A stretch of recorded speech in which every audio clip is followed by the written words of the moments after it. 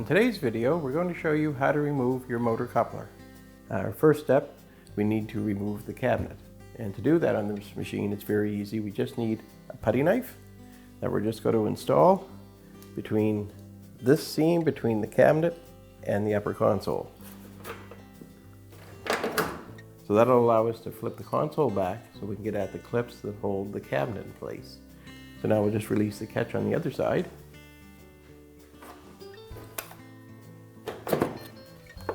That'll allow the console to flip back. Now this machine also has a lid switch with a wiring harness that we need to unhook just by pressing that tab. And pull that harness off. Now I'm just going to take a blade screwdriver, put it down into the latch, and unhook it. So now we'll remove the same catch on this side. Again, just putting our blade screwdriver in, prying to the back, and release the catch. With that catch removed, we can now remove the cabinet from the machine simply by tipping it forward.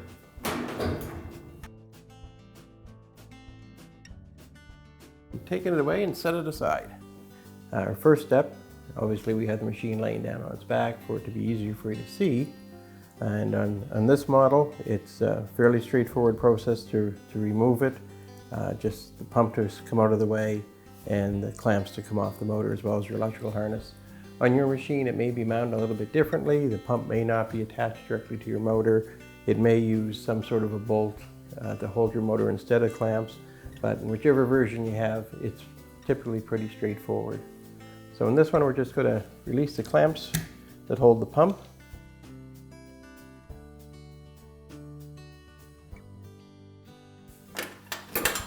Lift our pump out of the way. And we need a 1/4-inch nut driver to remove the 2 screws that are holding the motor. But before we take those out, we'll just release our wiring harness just by pulling the tab back and wiggling it out of the connector. The nut driver will remove the 2 1/4-inch screws. And these screws simply lock the retainers for the motor in place so that any vibration or jumping around, they don't pop off. Now we'll just take a small screwdriver and we'll pry up on one of these locks. We'll just take that clamp out of the way. With one released, we're just going to raise and tip our motor. That'll take the tension off that clip so we can remove it.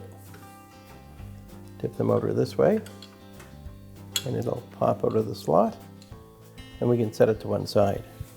So now with our pump out of the way and our clamps removed and our wiring harness off, this motor will just lift right out.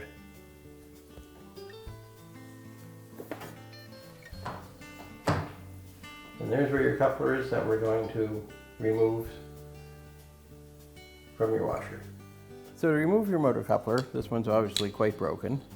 Just go to get a screwdriver in behind and pry. And there, she comes off. Sometimes it's a little tougher. You might need to get 2 screwdrivers behind it or even a curved pry bar to pop that off, but they will come off. If you have one of the older ones that's just plastic without the metal insert, they'll come off really, really easy. In fact, they're probably already split and will fall off. So to remove the lower half of the coupling from the motor shaft, you need to get underneath it with a good hefty screwdriver. Wiggle against the transmission housing and the back side of the coupler on each of the 3 by rotating it and pressing. Rotate and press till you wiggle it off. There.